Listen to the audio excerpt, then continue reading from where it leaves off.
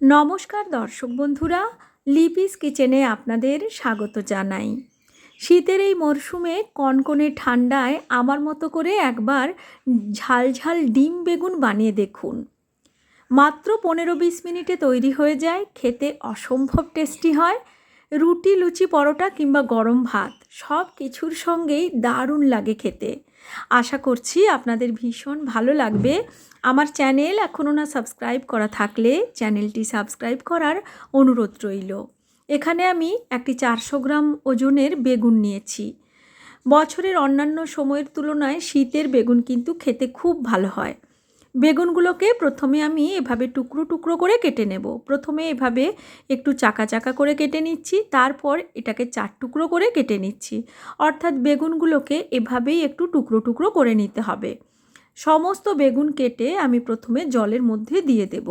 বেগুন কেটে জলের মধ্যে দিলে বেগুনে একটা কালচে দাগ ধরে যায়, সেটা হবে না। ভালো করে বেগুন ধুয়ে তারপর এর মধ্যে মিশিয়ে দিচ্ছি পরিমাণ মতো লবণ আর হলুদ।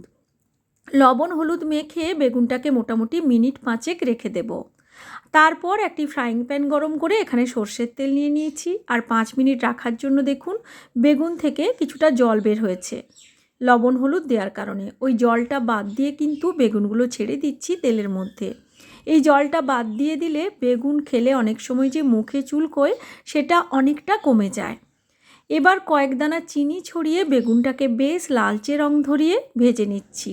ফ্লেমটাকে কিন্তু আমি মিডিয়াম টু হাইতে দিয়েই ভেজে নিচ্ছি, খুব বেশি সময় ধরে ভাজবার প্রয়োজন নেই। ঠিক এভাবে লালচে রং ধরলেই বেগুনগুলো আমি নামিয়ে নিচ্ছি।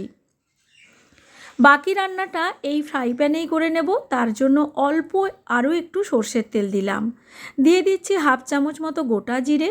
জিরেটা একটু লালচে রং ধরলে এখানে দিয়ে দিচ্ছি কুচনো রসুন।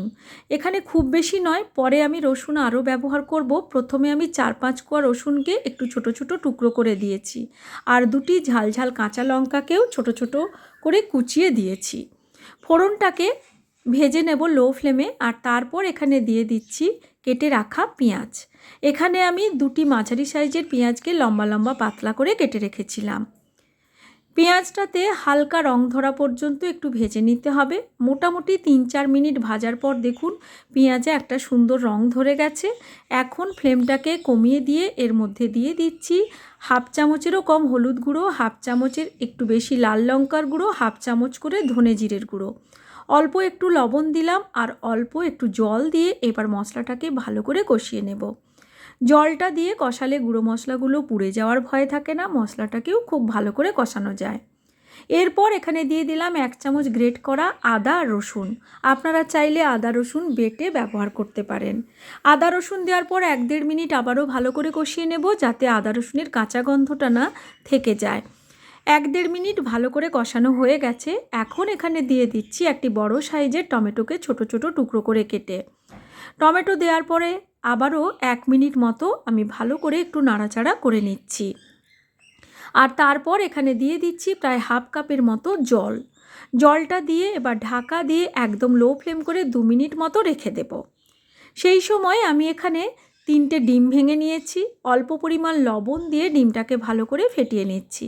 আপনারা চাইলে এর মধ্যে একটু গোলমরিচের গুঁড়ো দিতে পারেন।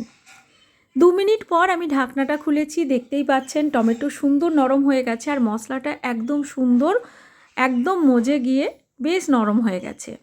মশলাটাকে ঠিক এইভাবে আমাদের ভালো করে রেডি করে নিতে হবে। মশলা ভালো করে তৈরি হলে এখন একদিকে সরিয়ে রাখলাম। এবার ফ্রাইং প্যানের অন্যদিকে আরেকটু তেল দিয়েছি। এবার ফেটিয়ে রাখা ডিমটা ঢেলে দিলাম। হালকা হাতে ডিমটাকে নাড়াচাড়া করে ডিমের ভুর্জি ভেজে নেব। খুব বেশি টুকরো টুকরো করে ভাজবার প্রয়োজন নেই, ঠিক এভাবে ভাজা হলে এবার মশলার সঙ্গে মিশিয়ে নেব। ডিমের ভুর্জি আর মশলাকে মোটামুটি 2 মিনিট ধরে ভালো করে কষিয়ে নেব। দেখতেই পাচ্ছেন বেশ ঝুরঝুরে হয়ে গেছে। এরপর আমরা ভেজে রাখা ডিমগুলো যোগ করে দিচ্ছি। ডিম সুন্দর করে ভাজা আছে, তাই রান্নাটা হতে একেবারেই আর বেশি সময় লাগবে না। কেবল হালকা হাতে বেগুনের সঙ্গে সমস্ত কিছুকে একসঙ্গে মিশিয়ে নেব। এবার সব শেষে দিয়ে দিচ্ছি হাফ চামচেরও কম একটু গরম মশলার গুঁড়ো আর কয়েকটা চেরা কাঁচা লঙ্কা দিয়ে ভালো করে মিশিয়ে নেব। আপনারা চাইলে এখানে ধনেপাতা কুচিও দিতে পারেন, তাতে করে সুন্দর একটা ফ্রেশ ফ্লেভার তৈরি হয়। তো সব কিছু মেশানো হয়ে গেছে। এখন ঢাকা দিয়ে ফ্লেম অফ করে রেখে দিয়েছিলাম 2 মিনিটের জন্য স্ট্যান্ডিং টাইম দিয়ে। গরম গরম ডিম বেগুনের সঙ্গে শীতের রাতে রুটি পরোটা সব কিছুই দারুণ লাগে, কিংবা দুপুরে গরম ভাতের সঙ্গেও আপনারা খেতে পারেন। আশা করছি আমার আজকের এই ঝাল ঝাল ডিম বেগুনের রেসিপি আপনাদের ভালো লেগেছে। ভালো লাগলে লাইক, শেয়ার ও কমেন্ট করার অনুরোধ রইল।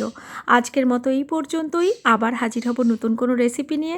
সবাই ভালো থাকবেন। Thanks for watching.